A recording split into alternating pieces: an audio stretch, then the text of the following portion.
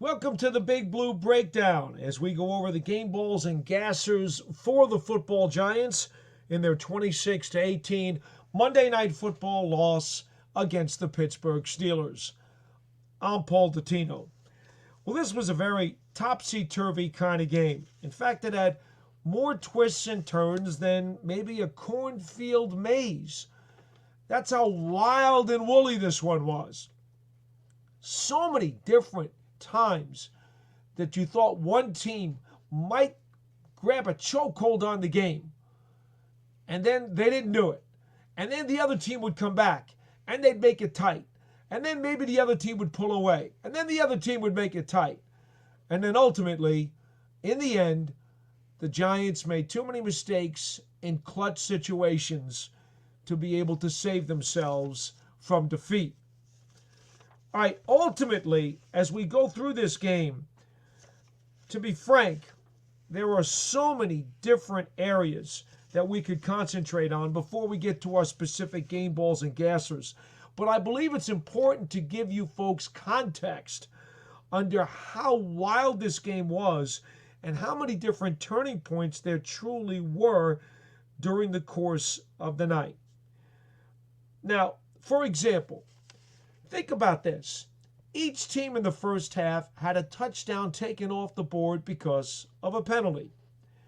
On the first drive of the night, the Steelers had the ball, and Pickens catches a 10-yard scoring strike, but that comes off because of a face mask against offensive lineman Broderick Jones. The Steelers settle for a field goal and a 3-0 lead. In the second quarter, the Giants get a touchdown pass from Daniel Jones to Chris Manhertz for 16 yards. An illegal shift was called against Malik Neighbors. They lose a touchdown and settle for a field goal, and that makes the game 6-6. You getting the picture here, right? There was a second quarter touchdown that was ruled for Pickens, but the Steelers receiver didn't get his right foot down, and on replay assist, it was overturned. That play came with 8:20 left in the second quarter. He makes the grab in the back of the end zone, gets 1 foot down. Tay Banks comes over and smacks into him, knocking him horizontal. And as he's falling to the ground, his right foot never touches inside the end zone. And so replay assist quickly whistles down to the officials and takes away the touchdown. Ironically, Steelers head coach Mike Tomlin didn't like the call. He throws a replay flag, but that's a penalty. You cannot throw a replay flag after replay assist has already ruled on the play. So on the field, it was a touchdown. Replay assist buzzes in, takes the touchdown away, makes it an incomplete pass, and then Tomlin loses a timeout because he illegally asked for a replay review. The Steelers settled for a field goal there. And by the way, that gave Pittsburgh a 9-6 lead at that point. Now, we also talk about a touchdown that maybe should not have occurred. 4:38 left in the third period. It's a 9-9 game. Giants are in fourth down. They've got a punt. So, and this is just really, really wild. Jeremiah Moon, coming from the right side of the Pittsburgh special teams front, gets by a shove from the Giants' Tamon Fox, charges towards Hawk, leaps in front of Hawk, and barrels into the kicker's legs. They both go down. The punt goes all the way downfield. I believe it was 57 yards, where the Steelers' Calvin Austin is waiting for it. Now, he catches the ball and winds up coming back 73 yards on a punt return for a touchdown. Now, there's already a penalty flag on the play, and so a lot of observers are thinking, okay, this is going to come off the board. Eli Manning and Peyton Manning on the Manning cast themselves immediately figured this is not going to be a touchdown. We've seen the punter get plowed into, and this one will not count.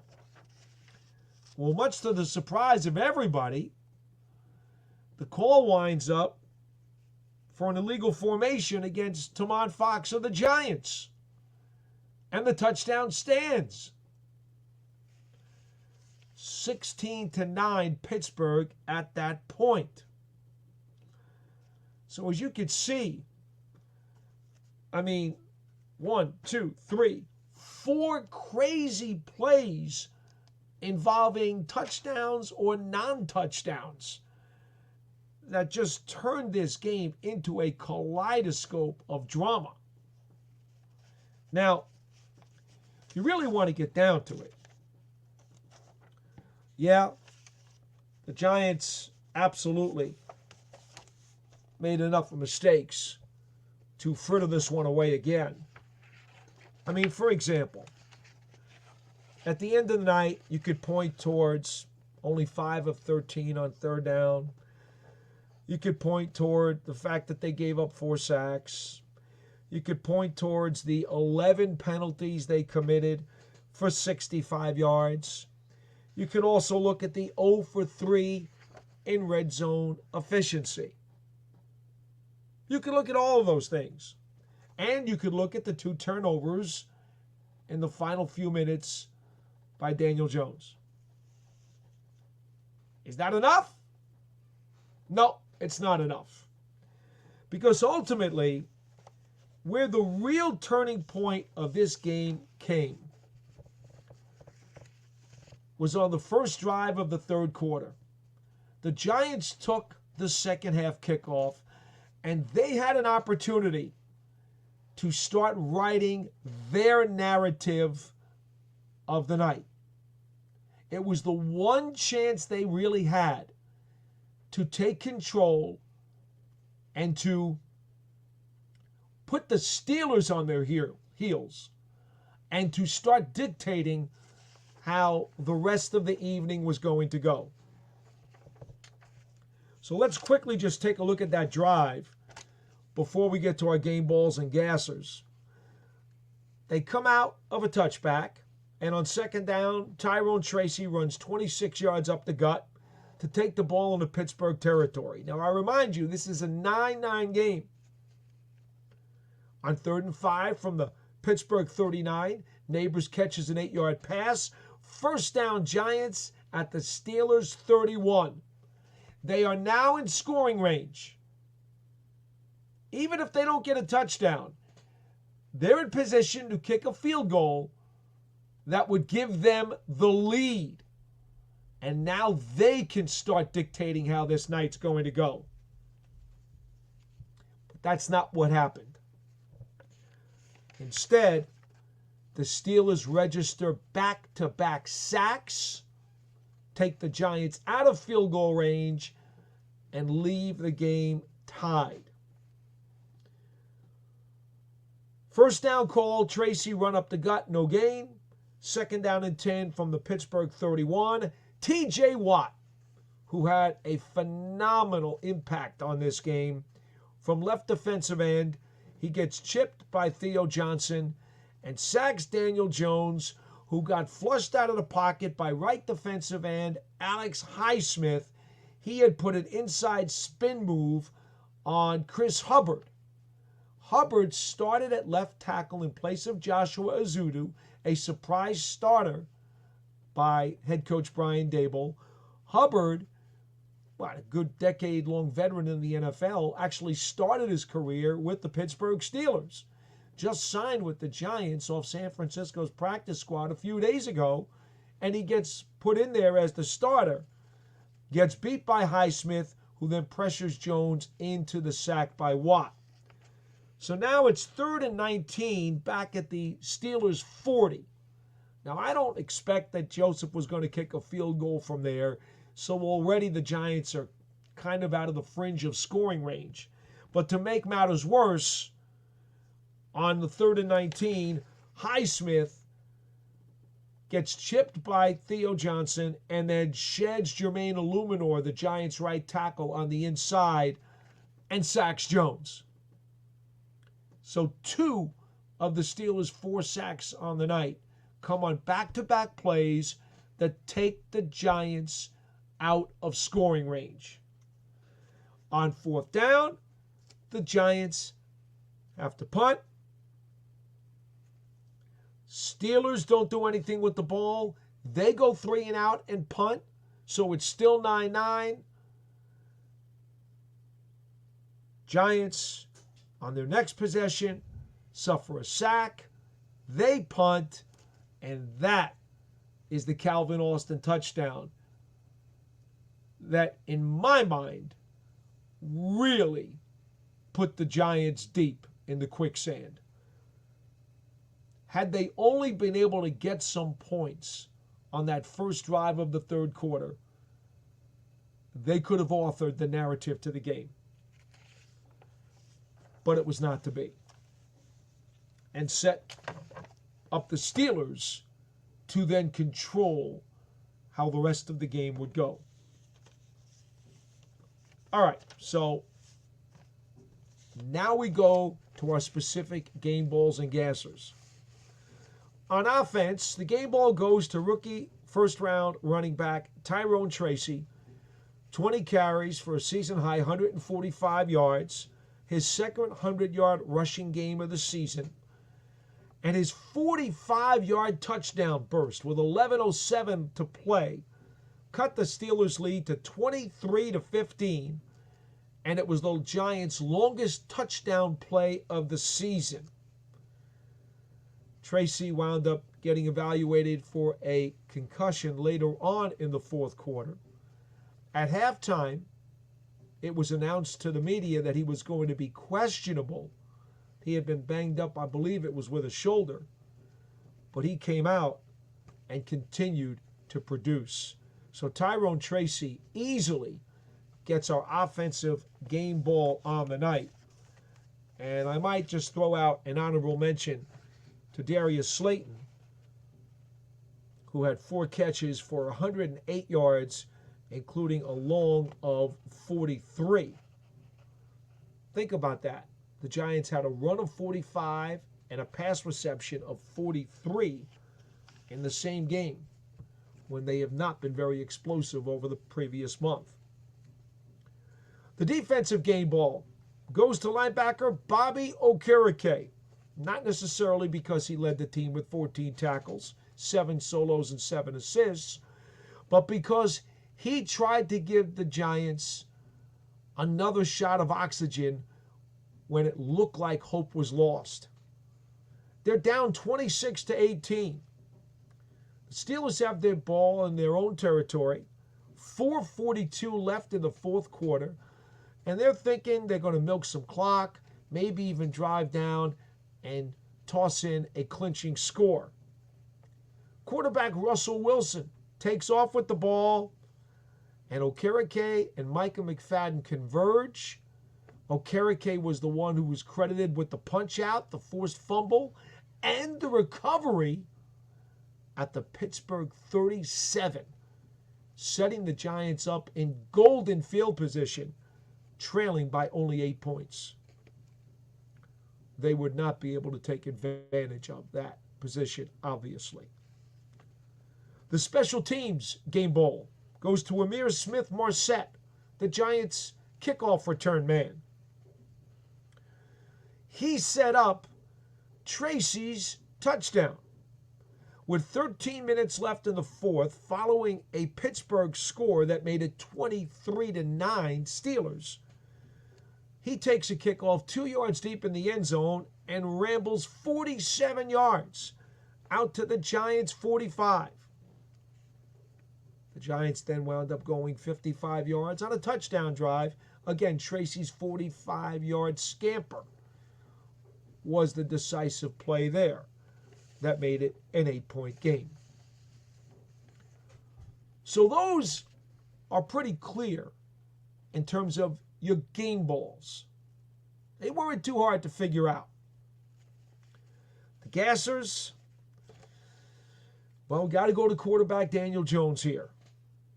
Now, after Okereke had recovered that fumble off of Russell Wilson, the Giants are in golden field position, as I mentioned before, to try to tie the game up. With 3:04 left, Jones and head coach Brian Daboll after the game said that Jones failed to set the proper protection, and left defensive end TJ Watt breaks in and comes up with a strip sack and fumble recovery, the defensive trifecta in the NFL, on a 2nd and 6 from the Steelers' 34-yard line. So now the Giants are still down by 8 points, and they're in worse shape than before because some more time is clicked off the clock. Nonetheless, the defense holds, and they force Pittsburgh to punt. Giants get the ball with a little under 2 minutes to go, no timeouts remaining, and quickly they move down into Pittsburgh territory. Close enough, in fact, to make the Steelers sweat. 2nd down and 10. I'm sorry, check it. 3rd down at the Pittsburgh 35. Let me make sure I've got the down correct here. It is a 2nd down and 10. From the Pittsburgh 35. 34 seconds left. Daniel Jones feels some pressure from the front of the pocket. Looks off to the right. Off balance. Airmails a toss to Singletary outside the right numbers, where it is intercepted by Beanie Bishop. And the ball game is over.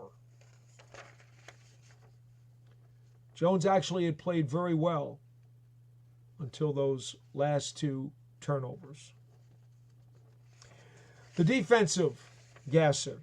We're going to follow head coach Brian Daboll on this. Tay Banks was benched for Pittsburgh's final drive inside the final minute of the first half and did not play the rest of the game. We're not exactly sure what it was that he was benched for. Stroman came in, a guy who was elevated off the practice squad for the game. Played the whole second half.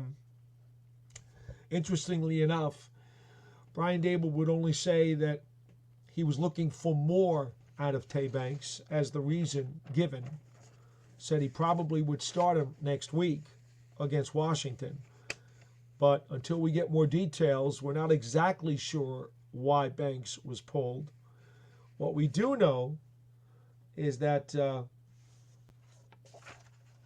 there was a play in the end zone where Banks did wind up breaking up a pass, which Pickens had thought he caught for a touchdown. We do know that Najee Harris had executed a leap over an attempted tackle by Banks, but even Dexter Lawrence said after the game that he thought that was a great athletic play by Harris and that Banks made an effort to try to tackle him. So we're not 100% sure exactly what it was, but if the head coach decided that Tay Banks needed to be pulled, we'll have to go with him getting the defensive gasser. On special teams, we're going to go to the punt return for a touchdown.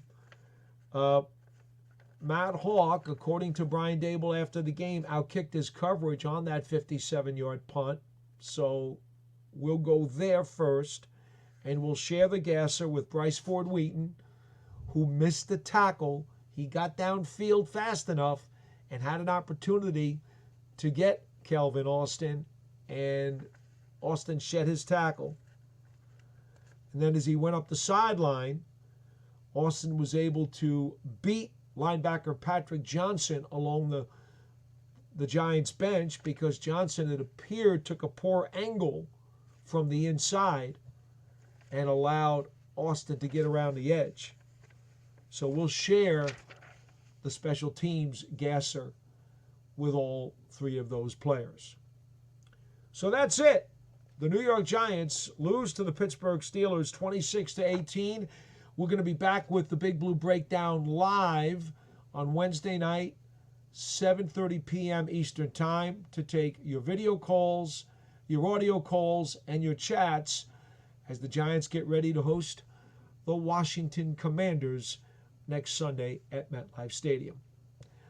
I'm Paul Dottino. That'll do it for now. We'll see you next time.